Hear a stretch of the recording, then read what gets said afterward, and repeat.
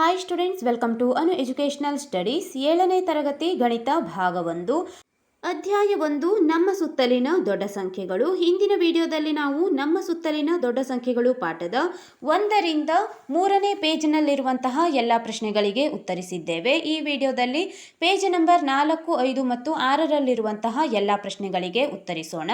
ಇಲ್ಲಿ ನೀವು 4ನೇ ಪೇಜ್ನಲ್ಲಿ ನೋಡಬಹುದು, 1 ಲಕ್ಷ ಅಷ್ಟು ದೊಡ್ಡ ಸಂಖ್ಯೆಯೇ ಎಂದು ಕೊಟ್ಟಿದ್ದಾರೆ. ಈಶ್ವರಪ್ಪ, ರೋಕ್ಸಿ ಮತ್ತು ಇಷ್ಟು ಅವರನ್ನು ಕೇಳಿದರು, 1 ಲಕ್ಷ ದೊಡ್ಡದೇ ಅಥವಾ ಚಿಕ್ಕದೇ? ರೋಕ್ಸಿ 1 ಲಕ್ಷವನ್ನು ದೊಡ್ಡ ಸಂಖ್ಯೆ ಎಂದು ಭಾವಿಸುತ್ತಾಳೆ. ಇಲ್ಲಿ ರೋಕ್ಸಿ 1 ಲಕ್ಷವನ್ನ ದೊಡ್ಡ ಸಂಖ್ಯೆ ಎಂದು ಭಾವಿಸುತ್ತಿದ್ದಾಳೆ. ಏಕೆಂದರೆ ಮೊದಲನೆಯದಾಗಿ ನೋಡಿ, 1 ಲಕ್ಷ ವಿಧದ ಅನ್ನವಿದ್ದರೆ ಅದು ಬಹಳ ಹೆಚ್ಚು. ಅಂದರೆ 1 ಲಕ್ಷ ವಿಧದಷ್ಟು ಅನ್ನವಿದ್ದರೆ ಅದನ್ನು ನಾವು ಹೆಚ್ಚು ಎಂದು ಪರಿಗಣಿಸಬಹುದು. ಅಥವಾ 1 ಲಕ್ಷ ದಿನಗಳಷ್ಟು ಜೀವಿಸುವುದು ಎಂದರೆ ಅದು 274 ವರ್ಷ. ನಾವು 1 ಲಕ್ಷ ದಿನದಷ್ಟು ಬದುಕುತ್ತಿದ್ದೇವೆ ಅಥವಾ ಜೀವಿಸುತ್ತಿದ್ದೇವೆ ಎಂದರೆ ನಾವು ಬದುಕಿರುವುದು 274 ವರ್ಷಗಳು. ಇದು ನಿಜವಾಗಿಯೂ ಕೂಡ ದೀರ್ಘಾವಧಿಯಾಗಿದೆ. ಒಂದು ಸಾಲಿನಲ್ಲಿ 1 ಲಕ್ಷ ಜನರು ಒಬ್ಬರ ಭುಜಕ್ಕೆ ಮತ್ತೊಬ್ಬರು ಹೊಂದಿಕೊಂಡು ನಿಂತರೆ ಅದು 38 ಕಿಲೋಮೀಟರ್ ಉದ್ದವಿರುತ್ತದೆ. ಆದ್ದರಿಂದ ಇದರಲ್ಲೂ ಕೂಡ ನಾವು 1 ಲಕ್ಷ ಹೆಚ್ಚು ಎಂದು ಪರಿಗಣಿಸಬಹುದು. ಆದರೆ ಇಷ್ಟು ಆ ಸಂಖ್ಯೆ ಅಷ್ಟು ದೊಡ್ಡದಲ್ಲ ಎಂದು ಯೋಚಿಸುತ್ತಾನೆ. ಏಕೆಂದರೆ ಅಹಮದಾಬಾದ್ನಲ್ಲಿರುವ ಕ್ರಿಕೆಟ್ ಟೀಮ್ 1 ಲಕ್ಷಕ್ಕೂ ಹೆಚ್ಚಿನ ಆಸನ ವ್ಯವಸ್ಥೆಯನ್ನು ಹೊಂದಿದೆ ಎಂದು ನಿಮಗೆ ತಿಳಿದಿದೆಯೇ? ಅಷ್ಟು ಚಿಕ್ಕ ಸ್ಥಳದಲ್ಲಿ 1 ಲಕ್ಷ ಜನರು ಎಂದು ಅವನು ಹೇಳುತ್ತಿದ್ದಾನೆ. ಮತ್ತು ಬಹಳಷ್ಟು ಮಾನವರ ತಲೆಯಲ್ಲಿ 80,000ದಿಂದ 1,20,000ದಷ್ಟು ಕೂದಲುಗಳಿರುತ್ತವೆ. ಅಷ್ಟು ಚಿಕ್ಕ ಜಾಗದಲ್ಲಿ 1 ಲಕ್ಷ ಕೂದಲುಗಳು. ಇವನು 1 ಲಕ್ಷವನ್ನ ಚಿಕ್ಕ ಸಂಖ್ಯೆ ಎಂದು ಪರಿಗಣಿಸುತ್ತಿದ್ದಾನೆ. ಮೀನುಗಳಲ್ಲಿ ಕೆಲವು ತಳಿಯ ಮೀನುಗಳಿದ್ದು ಅವುಗಳಲ್ಲಿ ಒಂದು ಹೆಣ್ಣು ಮೀನು ಒಮ್ಮೆಲೆ ಬಹುತೇಕ 1 ಲಕ್ಷದಷ್ಟು ಮೊಟ್ಟೆಗಳನ್ನು ಆರಾಮವಾಗಿ ಇಡುತ್ತದೆ ಎಂದು ಕೇಳಿದ್ದೇನೆ. ಇನ್ನು ಕೆಲವು ಒಮ್ಮೆಲೆ 10 ಲಕ್ಷ ಮೊಟ್ಟೆಗಳನ್ನು ಇಡುತ್ತದೆ. ಇಲ್ಲಿ ಇಷ್ಟು 1 ಲಕ್ಷವನ್ನ ಚಿಕ್ಕ ಸಂಖ್ಯೆ ಎಂದು ಊಹಿಸುತ್ತಿದ್ದಾನೆ. ಇಲ್ಲಿ ಈ ಸಂಭಾಷಣೆಯಲ್ಲಿ ರೋಕ್ಸಿ 1 ಲಕ್ಷ ದೊಡ್ಡ ಸಂಖ್ಯೆ ಎಂದು ಊಹಿಸಿದ್ದಾಳೆ ಮತ್ತು ಇಷ್ಟು 1 ಲಕ್ಷ ಚಿಕ್ಕ ಸಂಖ್ಯೆ ಎಂದು ಊಹಿಸಿದ್ದಾನೆ. ಇಲ್ಲಿ ಕೊನೆಯಲ್ಲಿ ನಮಗೆ ಒಂದು ಪ್ರಶ್ನೆಯನ್ನು ಕೊಟ್ಟಿದ್ದಾರೆ, 1 ಲಕ್ಷವನ್ನು ಹೇಗೆ ನೋಡುವಿರಿ? 1 ಲಕ್ಷ ದೊಡ್ಡದೇ ಅಥವಾ ಚಿಕ್ಕದೇ ಎಂದು ನಿಮಗೆ ಇಲ್ಲಿ ಒಂದು ಪ್ರಶ್ನೆಯನ್ನ ಕೇಳಲಾಗಿದೆ. ನೀವು 1 ಲಕ್ಷ ನಿಮ್ಮ ಅನಿಸಿಕೆಯಲ್ಲಿ ದೊಡ್ಡದೇ ಅಥವಾ ಚಿಕ್ಕದೇ ಎಂದು ಬರೆಯಬೇಕು. ಬರೆಯೋಣ. ಪ್ರಶ್ನೆಯನ್ನು ಬರೆದುಕೊಳ್ಳಿ. ನೀವು 1 ಲಕ್ಷವನ್ನು ಹೇಗೆ ನೋಡುತ್ತೀರಿ? 1 ಲಕ್ಷ ದೊಡ್ಡದೋ ಅಥವಾ ಚಿಕ್ಕದೋ? ಈಗ ಉತ್ತರವನ್ನು ಬರೆಯಿರಿ. 1 ಲಕ್ಷ ದೊಡ್ಡದಾಗಿದೆ ಅಥವಾ ಚಿಕ್ಕದಾಗಿದೆ ಎಂಬ ಗ್ರಹಿಕೆ ವಸ್ತುನಿಷ್ಠವಾಗಿದೆ ಮತ್ತು ಅದನ್ನು ಯಾವುದಕ್ಕೆ ಹೋಲಿಸಲಾಗುತ್ತದೆ ಎಂಬುದರ ಮೇಲೆ ಅವಲಂಬಿತವಾಗಿರುತ್ತದೆ. ಏಕೆಂದರೆ ಇಲ್ಲಿ ನಾವು 1 ಲಕ್ಷವನ್ನ ದೊಡ್ಡದಾಗಿದೆ ಅಥವಾ ಚಿಕ್ಕದಾಗಿದೆ ಎಂದು ಸರಿಯಾಗಿ ಹೇಳಲು ಸಾಧ್ಯವಿಲ್ಲ. ಏಕೆಂದರೆ ಅದು ಗ್ರಹಿಕೆ ವಸ್ತುನಿಷ್ಠವಾಗಿದೆ. ಅಂದರೆ ದೊಡ್ಡದಾಗಿದೆ ಅಥವಾ ಚಿಕ್ಕದಾಗಿದೆ ಎಂಬುವ ಗ್ರಹಿಕೆಯು ನಮಗೆ ವಸ್ತುನಿಷ್ಠವಾಗಿದೆ. ಅದನ್ನು ನಾವು ಯಾವುದಕ್ಕೆ ಹೋಲಿಸುತ್ತಿದ್ದೇವೆ ಅಥವಾ ಯಾವ ವಸ್ತುವಿಗೆ ನಾವು ಹೋಲಿಸುತ್ತಿದ್ದೇವೆ ಎಂಬುದರ ಮೇಲೆ ಅದರ ದೊಡ್ಡ ಅಥವಾ ಚಿಕ್ಕ ಎಂಬುವ ಪದ ಅವಲಂಬಿತವಾಗಿರುತ್ತದೆ. ಆದ್ದರಿಂದ ಈ ರೀತಿಯಾಗಿ ಬರೆದುಕೊಳ್ಳಿ. 1 ಲಕ್ಷ ದೊಡ್ಡದಾಗಿದೆ ಅಥವಾ ಚಿಕ್ಕದಾಗಿದೆ ಎಂಬ ಗ್ರಹಿಕೆ ವಸ್ತುನಿಷ್ಠವಾಗಿದೆ ಮತ್ತು ಅದನ್ನು ಯಾವುದಕ್ಕೆ ಹೋಲಿಸಲಾಗುತ್ತದೆ ಎಂಬುದರ ಮೇಲೆ ಅವಲಂಬಿತವಾಗಿರುತ್ತದೆ. ಇಲ್ಲಿ ನೀವು ಈ ರೀತಿಯಾಗಿ ಬರೆದುಕೊಳ್ಳಬಹುದು. ಸಂಖ್ಯೆಗಳನ್ನು ಓದುವುದು ಮತ್ತು ಬರೆಯುವುದು. ಭಾರತೀಯ ಸ್ಥಾನಬೆಲೆ ಪದ್ಧತಿಯಲ್ಲಿ 45,830ರಂತಹ 5 ಅಂಕಿಯ ಸಂಖ್ಯೆಗಳನ್ನು ಈಗಾಗಲೇ ಬಳಸುತ್ತಿದ್ದೇವೆ. ಸಂಖ್ಯೆಗಳು ದೊಡ್ಡದಾದಲ್ಲಿ ಅಲ್ಪ ವಿರಾಮವನ್ನು ಬಳಸುವುದರಿಂದ ಅವುಗಳನ್ನು ಸುಲಭವಾಗಿ ಓದಲು ಸಹಾಯಕವಾಗುತ್ತದೆ. ನೀವು ಈಗಷ್ಟೇ ಗಮನಿಸಿರುವಂತೆ ಅಲ್ಪ ವಿರಾಮವನ್ನು 10,000 ಹಾಗೂ 1 ಲಕ್ಷವನ್ನು ಪ್ರತಿನಿಧಿಸುವ ಸ್ಥಾನಗಳ ಮಧ್ಯದಲ್ಲಿ ಬಳಸುತ್ತೇವೆ. ಇಲ್ಲಿ ನೀವು ಅಲ್ಪ ವಿರಾಮವನ್ನು ಬಳಸಿದ್ದನ್ನ ನೋಡಬಹುದಾಗಿದೆ. 3 ಸಂಖ್ಯೆಯ ನಂತರ ಒಂದು ಅಲ್ಪ ವಿರಾಮ ಮತ್ತು ನಂತರದಲ್ಲಿ 2 ಸಂಖ್ಯೆಗಳಿಗೆ ನಾವು ಅಲ್ಪ ವಿರಾಮವನ್ನು ಇಡುತ್ತಾ ಹೋಗುತ್ತೇವೆ. 12,78,830 ಈ ಸಂಖ್ಯೆಯನ್ನು 12,78,830 ಎಂದು ಹೆಸರಿಸುತ್ತೇವೆ. ಇಲ್ಲಿ ಇದನ್ನು ಅಕ್ಷರದಲ್ಲಿ ಬರೆಯಲಾಗಿದೆ. ಅದೇ ರೀತಿ 15,75,000 ಇಲ್ಲಿ ಪದಗಳಲ್ಲಿ ಬರೆದಿದ್ದಾರೆ. ಪದಗಳಲ್ಲಿ 15,75,000 ಎಂದು ಹೇಳುತ್ತೇವೆ ಎಂದು ಬರೆಯಲಾಗಿದೆ. ಮುಂದೆ ನೀಡಿರುವ ಪ್ರತಿ ಸಂಖ್ಯೆಗಳನ್ನು ಪದಗಳಲ್ಲಿ ಬರೆಯಿರಿ. ಇಲ್ಲಿ ಪ್ರಶ್ನೆಗಳನ್ನು ಗಮನಿಸಿ. ABCD ಎಂದು 4 ಪ್ರಶ್ನೆಯನ್ನ ಕೊಟ್ಟಿದ್ದಾರೆ. ಮೊದಲನೇ ಸಂಖ್ಯೆಯನ್ನ ನಾವು ಈಗ ನೋಡೋಣ. 3,600,000 ಎಂದು ಕೊಟ್ಟಿದ್ದಾರೆ. ಈಗ ನಾವು ಇದೇ ರೀತಿಯಾಗಿ ಉಳಿದಿರುವಂತಹ ಪ್ರಶ್ನೆಗಳಿಗೂ ಕೂಡ ಪದಗಳಲ್ಲಿ ಉತ್ತರವನ್ನ ಬರೆಯಬೇಕು. ಬರೆಯೋಣ. ಬರೆದುಕೊಳ್ಳಿ. ಮೊದಲನೆಯದಾಗಿ 3,600,000 ಎಂದು ಕೊಟ್ಟಿದ್ದಾರೆ. ಪದಗಳಲ್ಲಿ ಬರೆಯಿರಿ. 3,600,000. ಬಿ ಪ್ರಶ್ನೆ 5,04,85 ಎಂದು ಕೊಡಲಾಗಿದೆ. ಅಕ್ಷರದಲ್ಲಿ ಬರೆಯಿರಿ 5,04,85.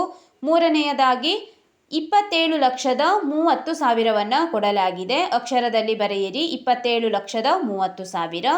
ಕೊನೆಯದಾಗಿ 70,53,138 ಕೊಟ್ಟಿದ್ದಾರೆ. ಬರೆಯಿರಿ 70,53,138. ಇಲ್ಲಿ ನಾವು ಪದಗಳಲ್ಲಿ ಬರೆದಿದ್ದೇವೆ, ಸರಿಯಾಗಿ ನೋಡಿ ಬರೆದುಕೊಳ್ಳಿ.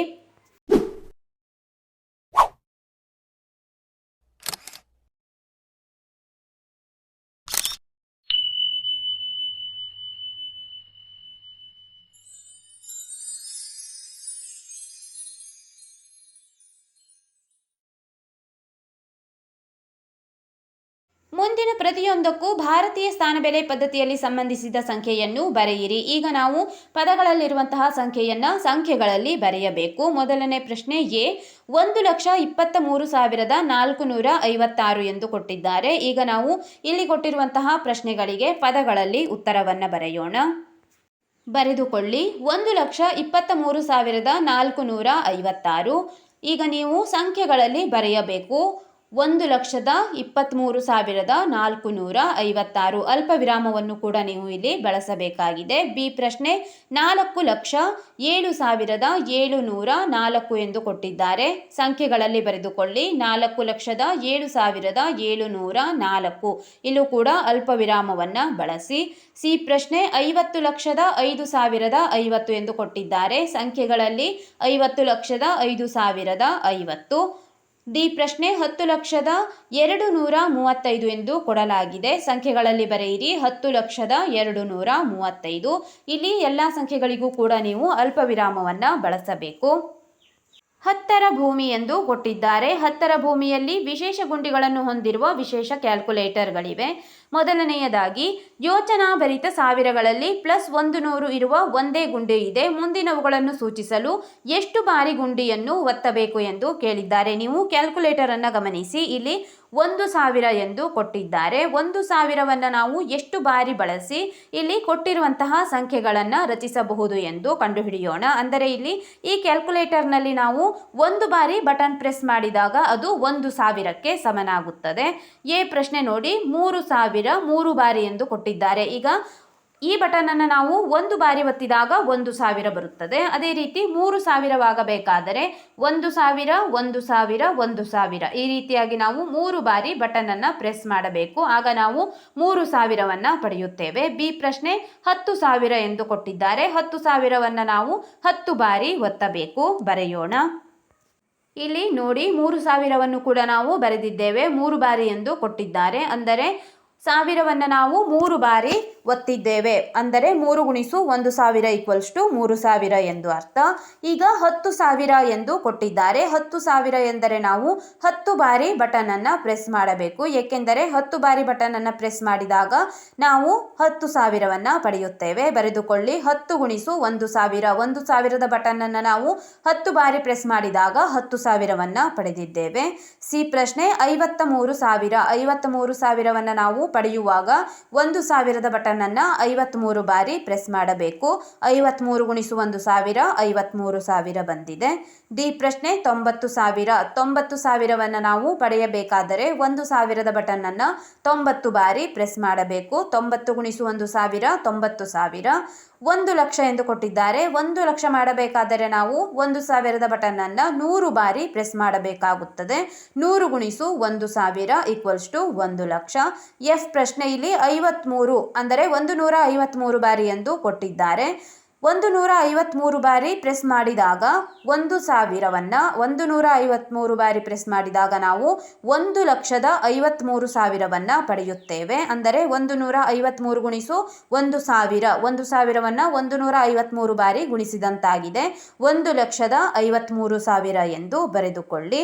ಜಿ ಪ್ರಶ್ನೆ 1,00,000 ಆಗಲು ಎಷ್ಟು ಸಾವಿರಗಳು ಬೇಕು? 1,00,000 ಆಗಲು ನಾವು ಇಲ್ಲಿ ನೋಡಬಹುದು 1,00,000ವನ್ನು 100 ಬಾರಿ ಎಂದು ಬರೆದಿದ್ದೇವೆ. ಅದೇ ರೀತಿಯಾಗಿ 1,00,000 ಆಗಲು ನಮಗೆ 1,000 ಅಥವಾ ಇಲ್ಲಿ 100,000 ಬೇಕು ಎಂದು ಬರೆದುಕೊಳ್ಳಿ. ಇನ್ನೊಮ್ಮೆ ನೋಡಿ, 1,00,000 ಆಗಲು ನಾವು ಎಷ್ಟು ಸಾವಿರಗಳು ಬೇಕು ಎಂದು ಕೇಳಿದಾಗ 100,000ಗಳು ಬೇಕು ಎಂದು ಬರೆಯಬೇಕು. ಅಂದರೆ 1,00,000 ಡಿವೈಡೆಡ್ ಬೈ 1,000 ಎಂದರೆ 100 ಎಂದು ಅರ್ಥ. ಈಗ ಎರಡನೆಯದಾಗಿ ನೋಡೋಣ. ಎರಡನೇ ಪ್ರಶ್ನೆ, ಬಳಲಿಸುವ ಹತ್ತುಗಳಲ್ಲಿ +10 ಇರುವ ಒಂದೇ ಗುಂಡಿ ಇದೆ. ಮುಂದಿನವುಗಳನ್ನು ಸೂಚಿಸಲು ಎಷ್ಟು ಬಾರಿ ಗುಂಡಿಯನ್ನು ಒತ್ತಬೇಕು? ಇಲ್ಲಿ ನೀವು ಕ್ಯಾಲ್ಕುಲೇಟರ್ ಅನ್ನು ನೋಡಿ. ಕ್ಯಾಲ್ಕುಲೇಟರ್ನಲ್ಲಿ +10 ಎನ್ನುವ ಒಂದೇ ಬಟನ್ ಇದೆ. ಇಲ್ಲಿ ಕೆಳಗೆ ಕೊಟ್ಟಿರುವಂತಹ ಸಂಖ್ಯೆಗಳನ್ನು ಮಾಡುವಾಗ ನಾವು ಈ 10ರ ಬಟನ್ ಅನ್ನು ಎಷ್ಟು ಬಾರಿ ಪ್ರೆಸ್ ಮಾಡಬೇಕು ಎಂದು ನೋಡೋಣ. 500 ಎಂದು ಕೊಟ್ಟಿದ್ದಾರೆ, ಬರೆಯೋಣ.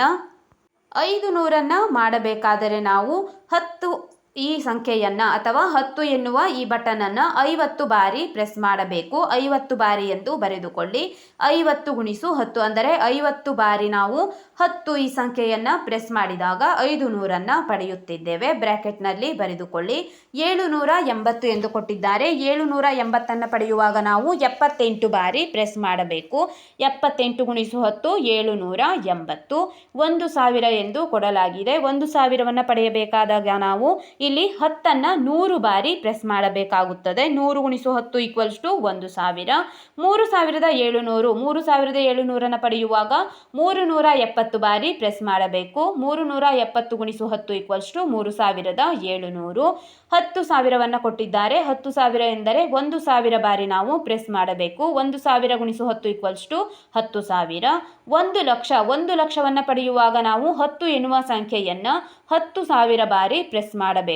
ಏಕೆಂದರೆ 10,000 × 10 = 1,00,000 ಬರುತ್ತದೆ. ಈಗ 435 ಬಾರಿ ಎಂದು ಕೊಟ್ಟಿದ್ದಾರೆ. 435 ಬಾರಿ ನಾವು 10 ಪ್ರೆಸ್ ಮಾಡಿದಾಗ 4,350 ಪಡೆಯುತ್ತೇವೆ. ಇಲ್ಲಿ ಬ್ರ್ಯಾಕೆಟ್ನಲ್ಲಿ ಬರೆದುಕೊಳ್ಳಿ. 435 × 10 = 4,350 ಆಗುತ್ತದೆ. ಇಲ್ಲಿ ನಾವು ಎಲ್ಲ ಪ್ರಶ್ನೆಗಳಿಗೆ ಉತ್ತರಿಸಿದ್ದೇವೆ. ಸರಿಯಾಗಿ ನೋಡಿ ಬರೆದುಕೊಳ್ಳಿ.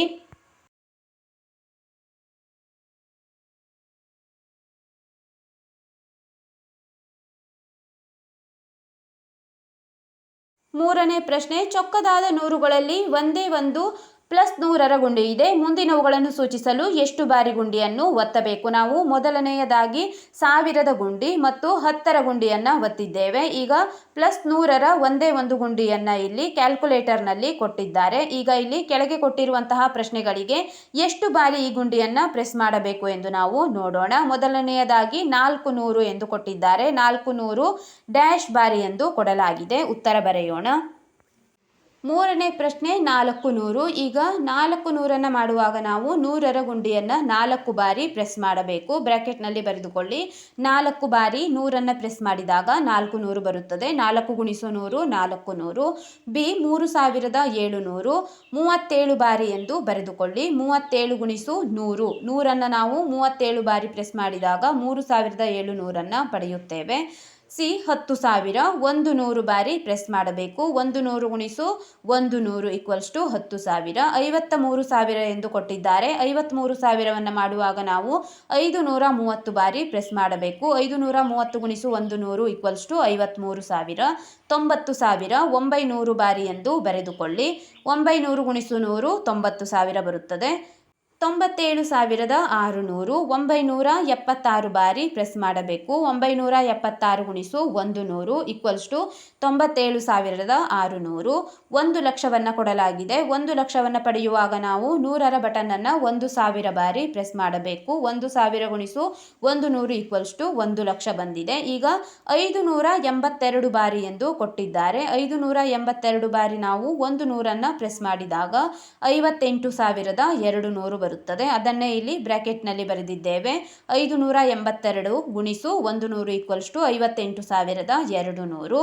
ಈಗ 10,000 ಮಾಡಲು ಎಷ್ಟು ನೂರುಗಳ ಅವಶ್ಯಕತೆ ಇದೆ ಎಂದು ಕೇಳಿದ್ದಾರೆ. ಇಲ್ಲಿ ನೀವು ನೋಡಬಹುದು, ನಾವು 100ನ್ನು 100 ಬಾರಿ ಗುಣಿಸಿದಾಗ 10,000 ಬಂದಿದೆ. ಆದ್ದರಿಂದ 10,000 ಮಾಡಲು ನಮಗೆ 100 ನೂರುಗಳ ಅವಶ್ಯಕತೆ ಇದೆ. 100 ನೂರುಗಳು ಎಂದು ಬರೆದುಕೊಳ್ಳಿ. ಬ್ರ್ಯಾಕೆಟ್ನಲ್ಲಿ 10,000ವನ್ನು 100ರಿಂದ ಭಾಗಿಸಿದಾಗ 100 ಪಡೆಯುತ್ತೇವೆ ಎಂದು ಬರೆದಿದ್ದೇವೆ.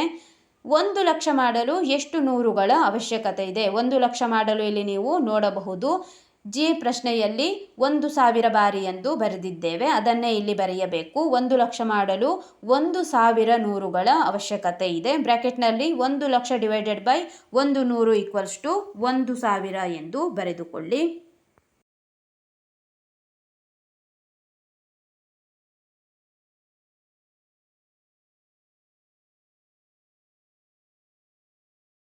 ಕೆ ಪ್ರಶ್ನೆ, ಚೊಕ್ಕದಾದ ನೂರುಗಳು ಹೇಳುತ್ತವೆ, ಬಳಲಿಸುವ ಹತ್ತುಗಳು ಮತ್ತು ಯೋಚನಾಭರಿತ ಸಾವಿರಗಳು ತೋರಿಸಲಾಗದ ಕೆಲವು ಸಂಖ್ಯೆಗಳಿವೆ, ಆದರೆ ಅವುಗಳನ್ನು ನಾನು ತೋರಿಸಬಲ್ಲೆ. ಈ ಹೇಳಿಕೆ ಸತ್ಯವೇ? ಯೋಚಿಸಿ ಮತ್ತು ಪರಿಶೋಧಿಸಿ ಎಂದು ಹೇಳುತ್ತಿದ್ದಾರೆ. ಇಲ್ಲಿ ಕ್ಯಾಲ್ಕುಲೇಟರನ್ನು ಗಮನಿಸಿ. 10,000 ಮತ್ತು 1,00,000 ಈ ರೀತಿಯಾಗಿ ಒಂದಿಷ್ಟು ಸಂಖ್ಯೆಗಳನ್ನು ಕೊಟ್ಟಿದ್ದಾರೆ. 1, 10, 100, 1000, 10,000 ಈ ರೀತಿಯಾಗಿ ಬಟನ್ಸ್ಗಳನ್ನು ಇಲ್ಲಿ ತೋರಿಸಲಾಗಿದೆ. ಇಲ್ಲಿ ನೂರುಗಳು ಹೇಳುತ್ತಿವೆ ಏನೆಂದರೆ ಹತ್ತುಗಳು ಮತ್ತು ಸಾವಿರಗಳು ತೋರಿಸಲಾಗದಂತಹ ಸಂಖ್ಯೆಗಳನ್ನು ನಾನು ತೋರಿಸಬಲ್ಲೆ ಎಂದು ಹೇಳುತ್ತಿದೆ. ಇದನ್ನು ನಾವು ಈ ಹೇಳಿಕೆ ಸತ್ಯವೇ ಎಂದು ಯೋಚಿಸಿ ಪರಿಶೋಧಿಸಬೇಕು. ಹೌದು, ಹೇಳಿಕೆ ನಿಜ. ಚೊಕ್ಕದಾದ ನೂರುಗಳು, ಇಲ್ಲಿ +100 ಎಂದು ಬ್ರ್ಯಾಕೆಟ್ನಲ್ಲಿ ಬರೆದುಕೊಳ್ಳಿ. 100ರ ಗುಣಾಕಾರಗಳನ್ನು ತೋರಿಸಬಹುದು, ಅಂದರೆ ನೂರುಗಳು 100ರ ಗುಣಾಕಾರವನ್ನು ತೋರಿಸಬಹುದು. ಉದಾಹರಣೆಯಾಗಿ 3,700ರಂತೆ 37 × 100 = 3,700. ಬಳಲಿಸುವ ಹತ್ತುಗಳು +10 ಎಂದು ಬ್ರ್ಯಾಕೆಟ್ನಲ್ಲಿ ಬರೆದುಕೊಳ್ಳಿ. 10ರ ಗುಣಾಕಾರಗಳನ್ನು ಮಾತ್ರ ತೋರಿಸಬಹುದು, ಅಂದರೆ ಹತ್ತುಗಳು 10ರ ಗುಣಾಕಾರಗಳನ್ನು ಮಾತ್ರ ತೋರಿಸುತ್ತವೆ. ಈಗ ಯೋಚಿಸಬಹುದಾದ ಸಾವಿರಗಳು ಎಂದು ನೋಡಿ. +1,000 ಎಂದು ಬರೆದುಕೊಳ್ಳಿ. 1000ದ ಗುಣಾಕಾರಗಳನ್ನು ಮಾತ್ರ ತೋರಿಸಬಹುದು, ಇವುಗಳು 1000ದ ಗುಣಾಕಾರಗಳನ್ನಷ್ಟೇ ತೋರಿಸುತ್ತವೆ. ಆದ್ದರಿಂದ ಚೊಕ್ಕದಾದ ನೂರುಗಳು 3,700ರಂತಹ ಸಂಖ್ಯೆಗಳನ್ನು ತೋರಿಸಬಹುದು. ಇದನ್ನು ಇತರ 2 ಕ್ಯಾಲ್ಕುಲೇಟರ್ಗಳು ನೇರವಾಗಿ ರಚಿಸಲು ಸಾಧ್ಯವಿಲ್ಲ. ಅಂದರೆ 100, 10 ಮತ್ತು 1,000ದ ಕ್ಯಾಲ್ಕುಲೇಟರ್ಗಳನ್ನು ನಾವು ಗಮನಿಸಿದಾಗ ಇತರ 2 ಕ್ಯಾಲ್ಕುಲೇಟರ್ಗಳಲ್ಲಿ ನಾವು ನೇರವಾಗಿ ರಚಿಸಲು ಸಾಧ್ಯವಿಲ್ಲ. 4ನೇ ಪ್ರಶ್ನೆ, ಕ್ರಿಯಾಶೀಲ ಚಿಟ್ಟಿ ಒಂದು ವಿಭಿನ್ನ ಕ್ಯಾಲ್ಕುಲೇಟರ್. ಇಲ್ಲಿ ಒಂದು ಕ್ಯಾಲ್ಕುಲೇಟರ್ನ ಚಿತ್ರವನ್ನು ಕೊಟ್ಟಿದ್ದಾರೆ ನೋಡಿ. ಇದು ಕ್ರಿಯಾಶೀಲ ಚಿಟ್ಟಿ. ಅದರಲ್ಲಿನ ಗುಂಡಿಗಳು ಇಂತಿವೆ. ಇಲ್ಲಿ ನೀವು ಗುಂಡಿಗಳನ್ನು ಗಮನಿಸಿ. +1, +10, +100, +1000, +10,000, +1,00,000 ಮತ್ತು +10,00,000 ಎಂದು ಕೊಟ್ಟಿದ್ದಾರೆ. ಗುಂಡಿಗಳು ಎಂದು ಕೊಟ್ಟಿದ್ದಾರೆ ಕ್ಯಾಲ್ಕುಲೇಟರ್ನಲ್ಲಿ ಗಮನಿಸಿ. ಅದರಲ್ಲಿ ಸಂಖ್ಯೆಗಳನ್ನು ಮಾಡುವ ಬಹಳಷ್ಟು ವಿಧಾನಗಳಿವೆ. ಅದು ಹೇಗೆ ನೀವು ಕೇಳಬಹುದು. ಸಂಖ್ಯೆ 321 ಪಡೆಯಲು ಅದು +10 32 ಬಾರಿ ಮತ್ತು +1 ಒಮ್ಮೆ ಮಾತ್ರ ಒತ್ತುತ್ತದೆ. ಅಂದರೆ 321 ಈ ಸಂಖ್ಯೆಯನ್ನು ನೀವು ಪಡೆಯುತ್ತೀರಿ ಎಂದುಕೊಳ್ಳಿ. ಈಗ ನಾವು 10 32 ಬಾರಿ ಒತ್ತಿದಾಗ 10 × 32 320 ಆಗುತ್ತದೆ. ಈಗ ನಾವು +1 ಮಾತ್ರ ಒಮ್ಮೆ ಮಾತ್ರ ಒತ್ತಿದಾಗ 320 +1 321 ಪಡೆಯುತ್ತೇವೆ. ಪರ್ಯಾಯವಾಗಿ ಅದು +100 2 ಬಾರಿ ಒತ್ತುತ್ತಿದೆ, ಅಂದರೆ 200. +10 12 ಬಾರಿ, ಅಂದರೆ ಇಲ್ಲಿ 120 ಆಗಿದೆ. 200 ಮತ್ತು 120 320 ಆಯಿತು. ಹಾಗೂ +1 ಒಮ್ಮೆ ಒತ್ತಬಹುದು. 320 +1 321 ಆಗಿದೆ. ಈ ರೀತಿಯಾಗಿ ನಾವು ಎರಡೆರಡು ವಿಧಾನಗಳಲ್ಲಿ 321 ಪಡೆಯಬಹುದು. ಅದೇ ರೀತಿ ಈಗ ನಾವು 5ನೇ ಪ್ರಶ್ನೆ ನೋಡಿ. 5,072 ಎಂದು ಕೊಟ್ಟಿದ್ದಾರೆ. ಈ ರೀತಿಯಾಗಿ ಈ ಸಂಖ್ಯೆಯನ್ನು ಪಡೆಯಲು ನಾವು 2 ವಿಧಾನಗಳನ್ನು ಪಡೆಯಬಹುದು ಎಂದು ತೋರಿಸಿದ್ದಾರೆ. ಈ 2 ವಿಧಾನಗಳನ್ನು ಹೀಗೆ ವ್ಯಕ್ತಪಡಿಸಬಹುದು. ಎ 50 × 100, 7 × 10 +2 × 1, ಅಂದರೆ 100ನ್ನು 50 ಬಾರಿ ಒತ್ತಲಾಗಿದೆ, 10ನ್ನು 7 ಬಾರಿ ಮತ್ತು 1ನ್ನು 2 ಬಾರಿ ಇಲ್ಲಿ ಪ್ರೆಸ್ ಮಾಡಿದ್ದಾರೆ. 5,072 ಬಂದಿದೆ. ನಂತರ 1000ದ ಗುಂಡಿಯನ್ನು 3 ಬಾರಿ, 100ರ ಗುಂಡಿಯನ್ನು 20 ಬಾರಿ, 1ರ ಗುಂಡಿಯನ್ನು 72 ಬಾರಿ, ಅಂದರೆ 3 × 1,000 +20 × 100 +72 × 1. ಈ ರೀತಿಯಾಗಿ ಮಾಡಿದಾಗಲೂ ಕೂಡ ನಾವು 50,072 ಪಡೆಯುತ್ತಿದ್ದೇವೆ. ಈಗ ಈ ಉದಾಹರಣೆಗಳನ್ನು ಕೊಟ್ಟು ನಮಗೆ ಕೆಳಗಡೆ ಒಂದು ಪ್ರಶ್ನೆಯನ್ನು ಕೊಟ್ಟಿದ್ದಾರೆ. 5,072 ಪಡೆಯಲು ಒಂದು ವಿಭಿನ್ನ ಕ್ರಮವನ್ನು ಕಂಡುಹಿಡಿಯಿರಿ. ಈ 2 ಉದಾಹರಣೆಗಳನ್ನು ಬಿಟ್ಟು ನಾವು ಇನ್ನೊಂದು ವಿಭಿನ್ನ ಕ್ರಮವನ್ನು ಕಂಡುಹಿಡಿಯಬೇಕಾಗಿದೆ. ಕಂಡುಹಿಡಿಯೋಣ. ಇನ್ನೊಂದು ಮಾರ್ಗ ಅಭಿವ್ಯಕ್ತಿ ಎಂದು ಬರೆದುಕೊಳ್ಳಿ. 5 × 1,000, ಅಂದರೆ 1000ನ್ನು 5 ಬಾರಿ ಒತ್ತಿದ್ದೇವೆ, 100ನ್ನು ಒತ್ತಲಾಗಿಲ್ಲ. +10ರ ಗುಂಡಿಯನ್ನು 7 ಬಾರಿ ಒತ್ತಿದ್ದೇವೆ ಮತ್ತು 1ರ ಗುಂಡಿಯನ್ನು 2 ಬಾರಿ ಒತ್ತಲಾಗಿದೆ. 5 × 1,000 ಎಂದರೆ 5,000, +100 × 0 ಎಂದರೆ 0, 10 × 7 70. 2 × 1 2 ಬಂದಿದೆ. 5070 ಪ್ಲಸ್ 2 5072. ಇನ್ನೊಂದು ಉದಾಹರಣೆಯನ್ನು ನೋಡಿ. 4 × 1,000 ಅಂದರೆ 1000ದ ಗುಂಡಿಯನ್ನು 4 ಬಾರಿ, 100ಅನ್ನು ಒತ್ತಲಾಗಿಲ್ಲ. 10ರ ಗುಂಡಿಯನ್ನು 7 ಬಾರಿ ಮತ್ತು 1ರ ಗುಂಡಿಯನ್ನು 2 ಬಾರಿ ಒತ್ತಿದ್ದಾರೆ. 4 × 1,000 4000, 100 × 0 0, 10 × 7 70, 2 × 1 2 ಬಂದಿದೆ. 4072. ಈ ರೀತಿಯಾಗಿ ನಾವು ಒಂದು ಉದಾಹರಣೆಯನ್ನು ಕೂಡ ಕೊಟ್ಟಿದ್ದೇವೆ. ಈ ವಿಡಿಯೋದಲ್ಲಿ ನಾವು ನಮ್ಮ ಸುತ್ತಲಿನ ದೊಡ್ಡ ಸಂಖ್ಯೆಗಳು ಪಾಠದ ಪೇಜ್ ನಂಬರ್ 4, 5 ಮತ್ತು 6ರಲ್ಲಿರುವಂತಹ ಎಲ್ಲ ಪ್ರಶ್ನೆಗಳಿಗೆ ಉತ್ತರಿಸಿದ್ದೇವೆ. ಮುಂದಿನ ವಿಡಿಯೋದಲ್ಲಿ ಇನ್ನುಳಿದ ಪೇಜ್ಗಳಲ್ಲಿರುವ ಅಭ್ಯಾಸದ ಪ್ರಶ್ನೋತ್ತರಗಳಿಗೆ ಉತ್ತರಿಸೋಣ. ನಮ್ಮ ಅನು ಎಜುಕೇಷನಲ್ ಸ್ಟಡೀಸ್ನಲ್ಲಿ 7ನೇ ತರಗತಿ ಗಣಿತ ಭಾಗ 1ರ ಎಲ್ಲ ಪಾಠಗಳ ಅಭ್ಯಾಸದ ಪ್ರಶ್ನೋತ್ತರಗಳನ್ನು ಬಿಡಿಸಲಾಗುವುದು. ನೀವು ಎಲ್ಲ ಪಾಠಗಳ ಅಭ್ಯಾಸದ ಪ್ರಶ್ನೋತ್ತರಗಳಿಗಾಗಿ ನಮ್ಮ ಚಾನೆಲ್ನ ಪ್ಲೇಲಿಸ್ಟ್ 7ನೇ ತರಗತಿ ಗಣಿತ ಭಾಗ 1 ಅಭ್ಯಾಸ ಪ್ರಶ್ನೋತ್ತರಗಳು ಇದನ್ನು ಗಮನಿಸಬಹುದಾಗಿದೆ.